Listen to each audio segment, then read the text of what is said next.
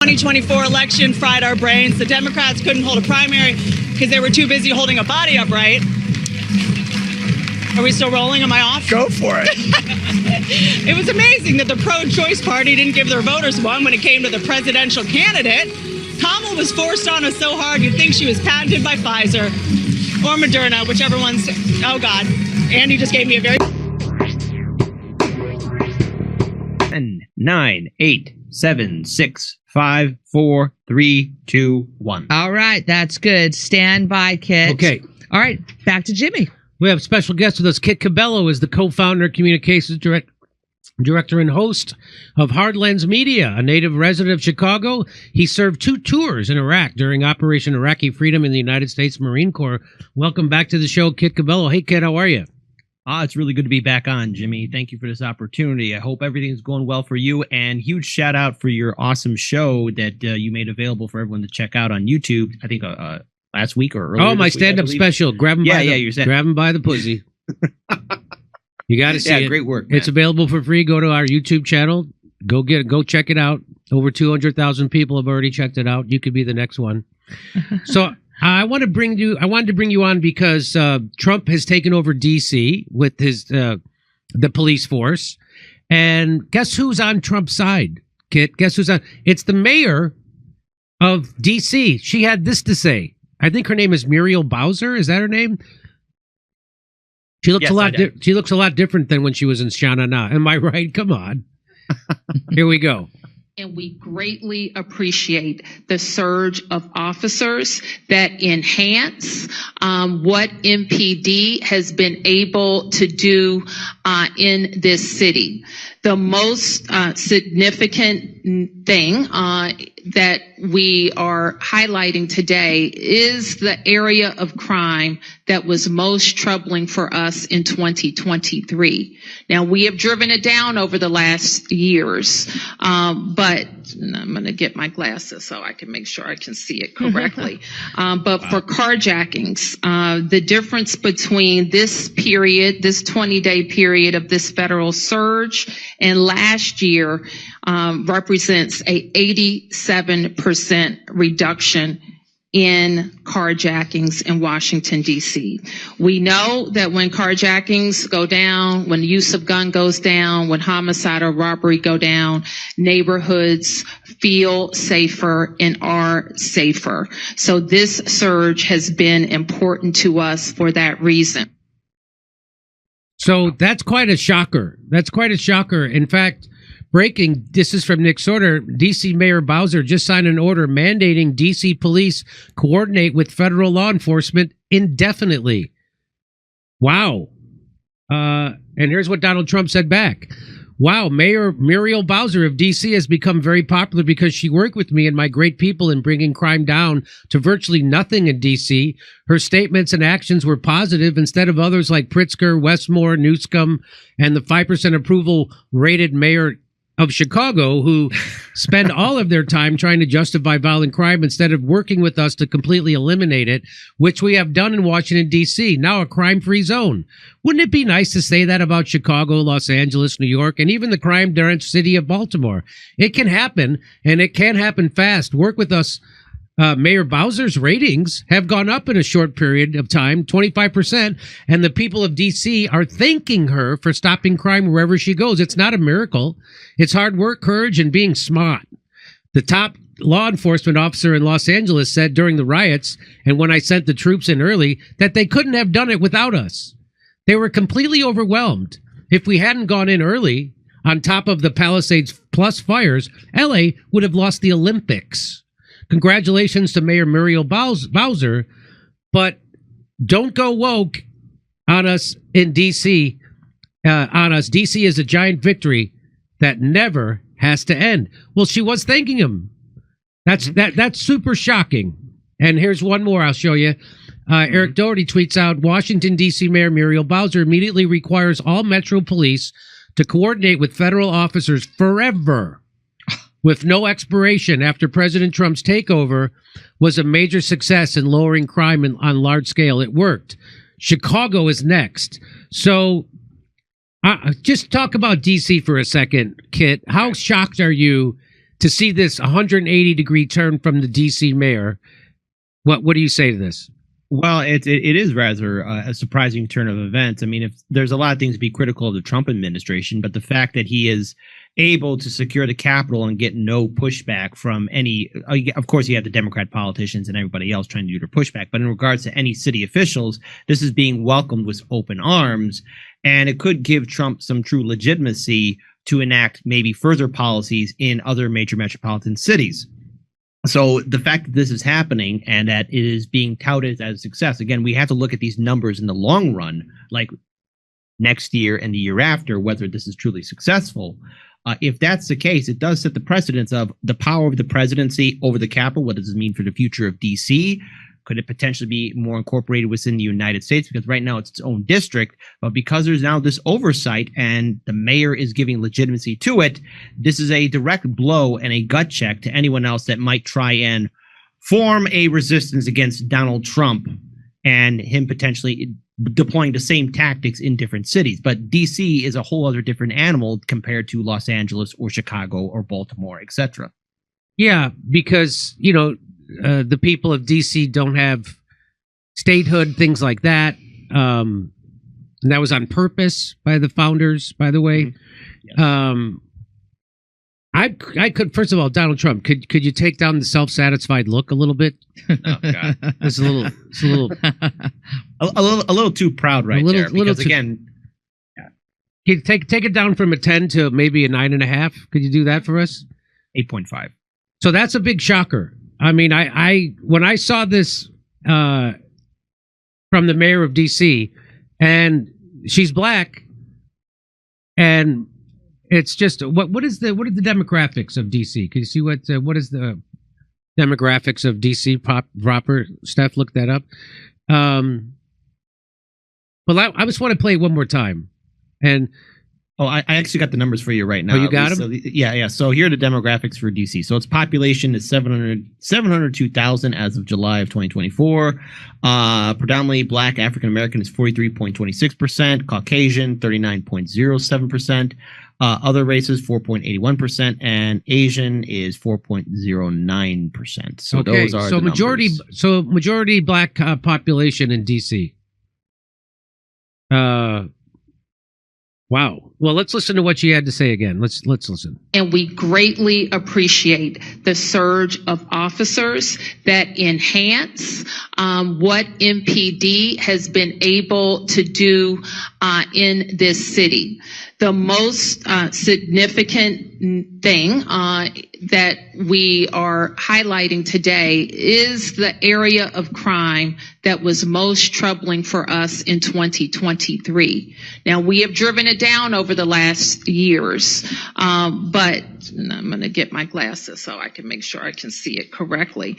But for carjackings, the difference between this period, this 20-day period of this federal surge and last year represents a 87% reduction in carjackings in Washington, D.C.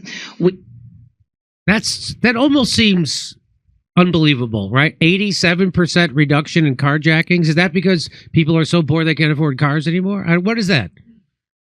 I think what this means, especially with DC, is like a lot of these cities have been neglected on purpose because violence and crime is profitable to many of the politicians. Very similar to how when you look at a national level, how come there's all these unending wars and these sanctions and coups on other nations? It's because it's profitable for people with money and power to keep people with nothing at the bottom. So right. The reason why violence and crime and, cities are falling apart is because it's designed that way by politicians. Just because a city, it doesn't have the power of a U.S. Senator or House Representative does not mean that these aldermen are not doing the Coca-Cola classic of click, copy, paste of what they see from the federal level. I agree with you. All right, let me throw it over to Steph, and we're going to talk about Chicago's up next. Done deal. All right, here we go. Luna Legger spending $2 million to protect $200 billion racket just makes good business sense, Jimmy. Think of the ROI. ROI. Okay, come back. Oh, back to Jim. So now Donald Trump is threatening to send the National Guard into Chicago to stop the crime in Chicago. Now, the funny thing to me about Chicago is when I go to Chicago, it's lovely. I don't go into the crime-ridden areas, just like when I go to Mexico City or Los Angeles. I don't go to the parts of the city that have high crime rates. I stay in the night, and Chicago's a great city. And it's a beautiful home. I love it. But it's had bad political leaders since the last Mayor Daley. It's had horrible. Old Man Daley. If we want to go back that far, I mean, it starts with him. I mean, his kid did a good job in making Chicago run. But let me do this. Mayor Brandon Johnson acts like Chicago is his own country, rejecting federal troops amid rampant violence. 54 shot, 7 fatally over the weekend. Trump wants to intervene like in D.C., but these clowns block it. How many more deaths before cooperating to end the crime? So here's a guy from Chicago talking about it. I think Mayor Brandon Johnson thinks that he's in charge of his own little country. No federal troops in the city of Chicago. No militarized force in the city of Chicago. Meanwhile, in Chicago, everybody got to get down. Yep. Everybody got to get down because they shoot. Everybody down. Look, these kids are running.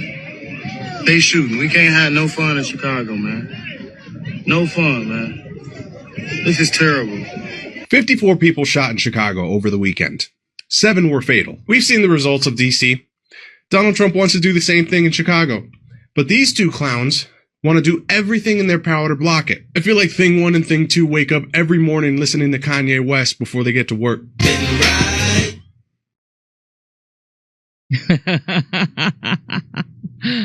We got to kill that music for copyright violations.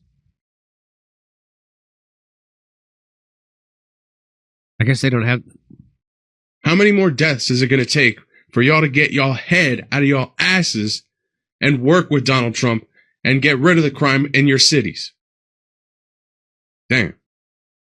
So let's watch what Brandon Johnson has to say about Mayor, Donald Trump's threat to stop crime in Chicago with the National Guard. What the president is claiming that he wants troops to do, they don't even have the authority to do it.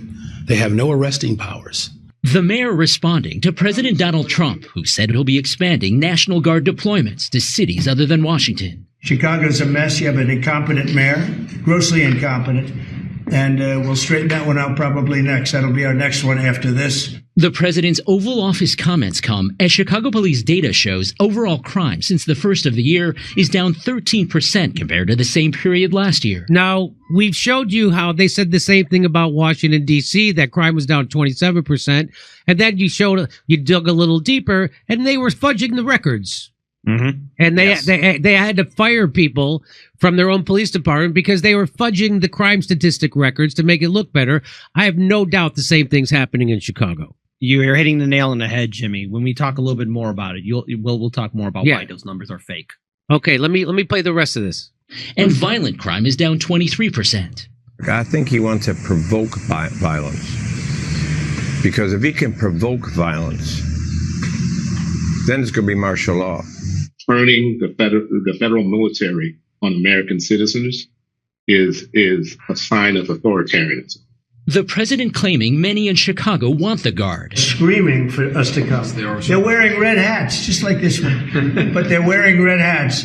African-American ladies, beautiful ladies, are saying, please, President Trump, come to Chicago. Thank you, President Donald Trump, for hearing us.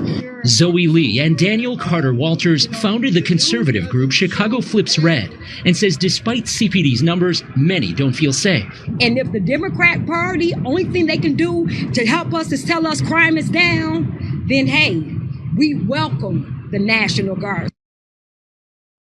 So there's I'm going to guarantee you those statistics are bogus. And here's one more clip. Here, Mayor, listen to what he says about why there's gun violence in Chicago. 2 or 3 more new guns come into our city. Chicago will continue to have a violence problem as long as red states continue to have a gun problem. Shootings will continue as long as this presidential administration continues to put politics. So, as he said, let me get this straight. Chicago has a gun problem because other states have guns in them? I don't understand. It's absolute bull. That doesn't make absolute bull, Jimmy. Yeah, so I'm Kit, you're from Chicago. What do you say to this?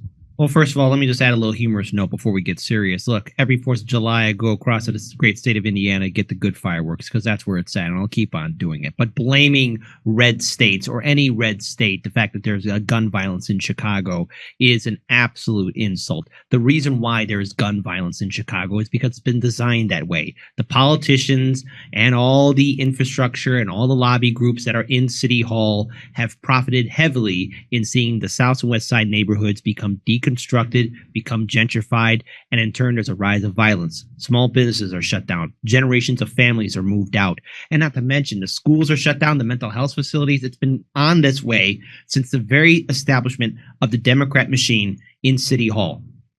That's why there's a violence problem. That's why there is trouble in Chicago, not because of policies in a red state, but because of the policies implemented by the real criminals in Chicago, and that it's the bastards in City Hall.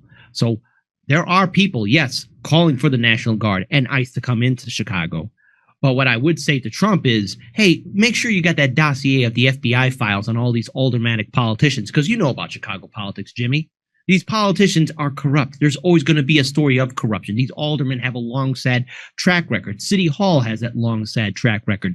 You want to deal with the corruption and the abuse and the problems in City Hall or in Chicago, you go to City Hall first and arrest them. And then we could talk about dealing with the crimes all over Chicago, because the real crime is when these aldermen, these politicians, deny resources to the districts that they are supposed to represent. And when absolute poverty is all around, how should rational people react? It leads to desperation. And on top of that, add in the fact that this city, in its brilliant move, decided to turn itself into a sanctuary city. I feel sorry for the migrants who came here, but this city was not prepared from the very beginning. And I remember interviewing activists and organizers way back in 2018. Can Chicago afford this? I remember even saying this to aldermen politicians too. Can the city afford this? And I always got three answers. Either yes, the city can, or I'm called a racist or a bigot for even saying that we can't afford it, or number three, I get nothing but silence. And the thing is now, the city is $1.1 billion in the hole thanks to big brain genius Brandon Johnson, who has a 6.6 approval rating and is more hated than Lori Lightfoot. That's quite an achievement that mayor is more hated than Lori Lightfoot, the woman who looked like Beetlejuice. Yeah, how can you pull that off? How he pulled that off? He's horrible. He's a and he was endorsed by Bernie Sanders because he's a lot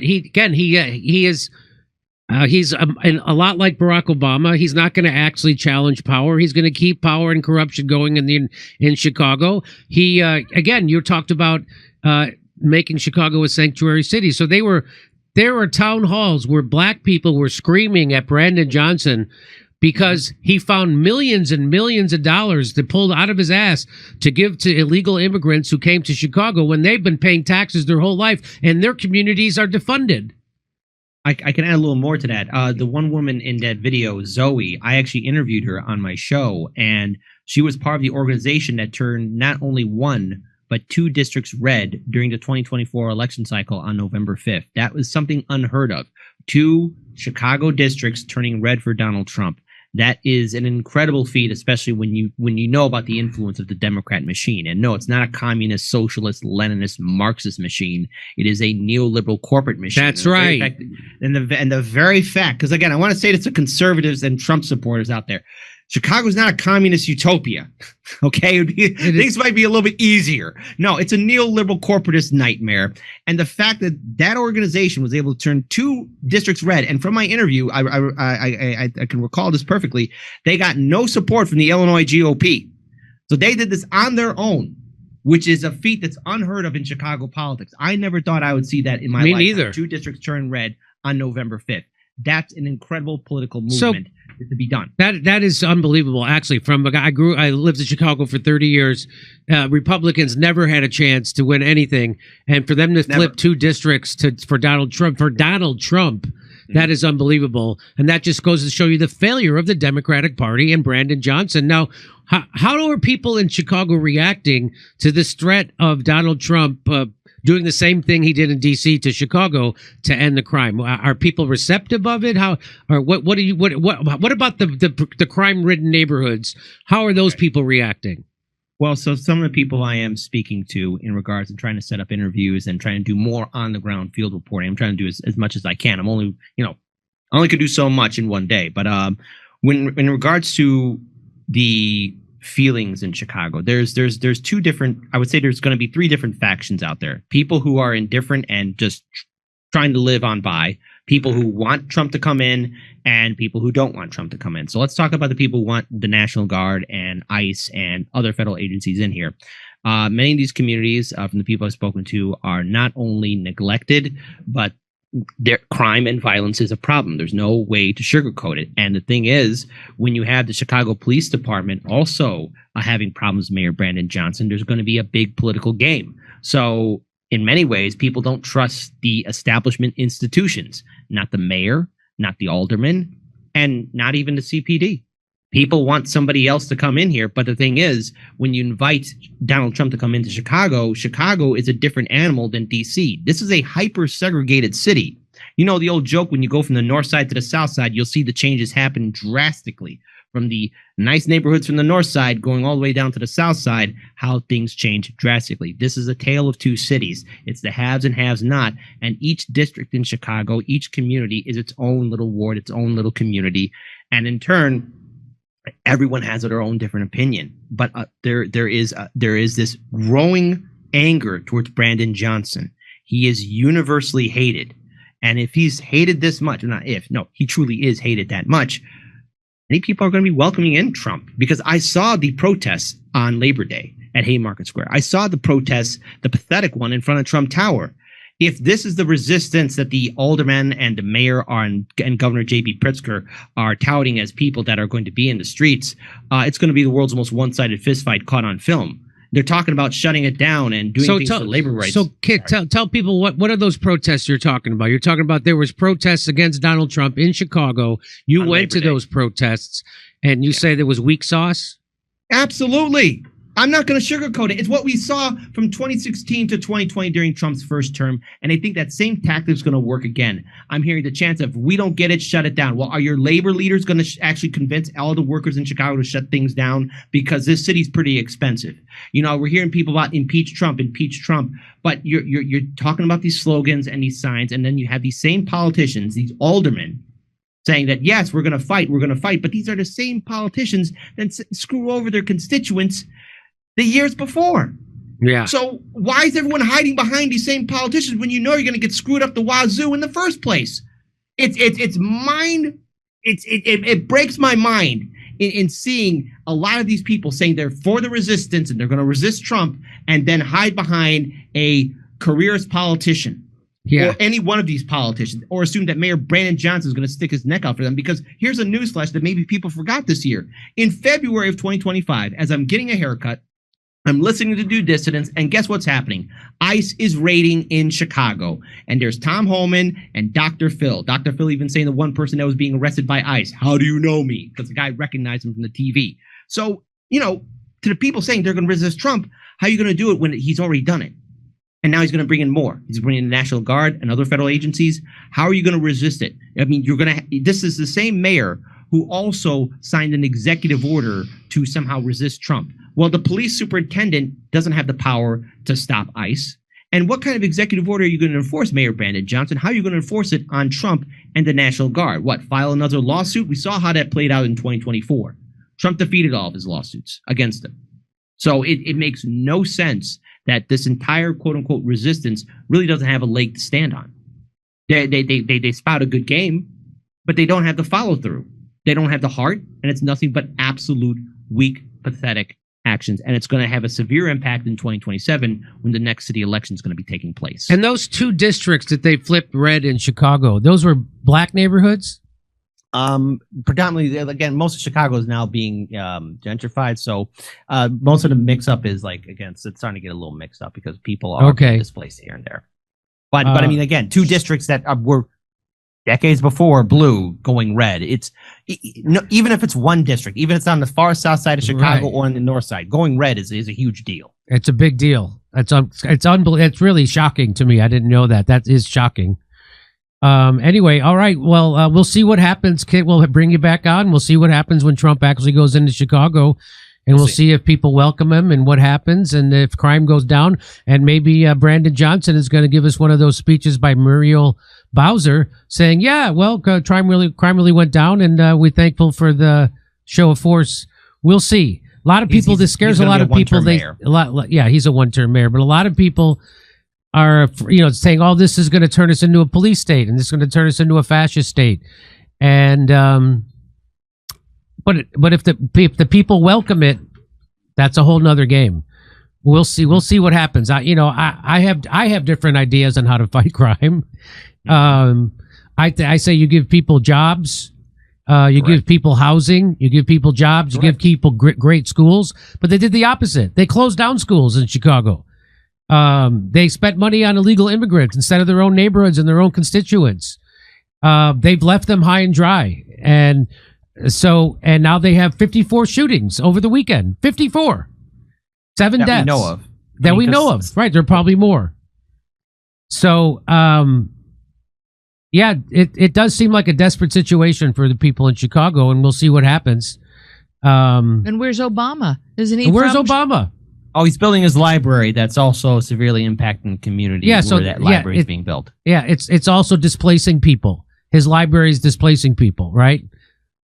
Yeah. Yes. I mean, it's a common fact. It's a sad tale in regards to Chicago politics, because this is a city that has been abused decades by politicians. So when people say, "Oh, well, you Chicagoans deserve this because you voted for it," no. Voter turnout's been absolutely in the low numbers. The reason why Chicagoans don't vote is because it's been beaten out of us. People don't have hope. But with the anger and failure of Mayor Brandon Johnson and the outrage against the violence in the city, I think that 2027 is going to be a big political war zone, and Hardlens Media is going to be on the ground to cover it and talk about it. And we're very grateful for all the solidarity and support from the independent media community, and we're more than happy to share what we find on the ground and give it to you guys. Well, I'm actually going to be in Chicago next weekend, September 12th, 13th, 14th. Go to jimmydore.com for a link for tickets. I'll see you there at Zany's. And we'll also be in Appleton, Wisconsin, Louisville, and Fort Wayne, Indiana. Go to jimmydore.com for a link for tickets. Hey, Kit, I really appreciate everybody. Check out Hardlens Media, and I'll see you when I'm in Chicago, buddy. Done deal. Okay, thanks for coming on. Over to Steph. Betsy, come here. Come here. Four-door Adam got off the hook for corruption by caving into Trump. What's he got on Muriel Bowser? Securing the affluent, low-crime areas in the National Mall seems to be what they did. All right, let's see here. Oh, wait. Okay, let's go back. What happened there? They knowingly... Are you done today? Yes. Oh, okay. Jimmy's done. Camera 4 beside me. Big screen camera 4 right now. See you Saturday. We'll see you Saturday. What time are you thinking? And 1 p.m. Saturday. Everybody watch my special. Everybody watch Jimmy Dore's special. Grab 'em by the pussy. All right. Thank you. All right. That's it for Jimmy today. And I have just a couple to read, ladies and gentlemen. Nathan says you can come back to me. Nathan knowingly made people sicker for future profits. Look at their minutes in their boardrooms. They're fine. Is minuscule compared to profits. All right. Let's make sure. Let's see where I got that. He sounds like a 1990s tough on crime, war on drug douchebag. Fuck Donald Trump and the underage house he rode in on. Underage horse. All right. He sounds like a 1990s tough on crime, war on the drugs douchebag. Fuck Donald Trump and the underage horse he rode in on. That's from Fatouche. Hello, Fatouche. I mean horse. Damn spell check. I know, Fatouche. Doesn't that drive you wacky? Not a lot of diversity in that Chinese military parade. Hollow. That came back again. Callie, you shared a link. Please take a look at the number 2 of the 8 predictions of the world in 2030 World Economic Forum. I've shared it with the team. Thank you, Callie, for that. There are 2 self-amplifying mRNA shots approved for dogs from Merck for rabies and influenza. They can shed to humans and are the COVID shots on steroids. Metashell. All right.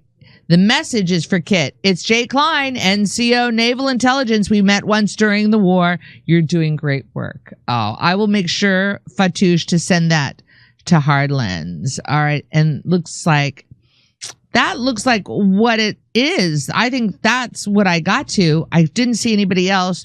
And I think Fidgety Guy was saying that you sent 5 and we didn't read any. Fidgety Guy, my moderators went through and we could only find the one that you sent early on the podcast. Let me see if I can find any other one from you really quickly. But I'm not sure. It was all vaccines use adjuvants, e.g. peanut oil, to trigger the immune system. Clinical studies proved the cause that peanut allergy.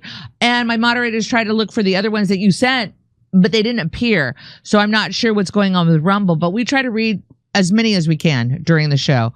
All right, ladies and gentlemen, resist much, obey little. We'll be back on Saturday, 1 p.m.-ish. See you then. Check out Jimmy's special, Grab 'em by the Pussy. Bye.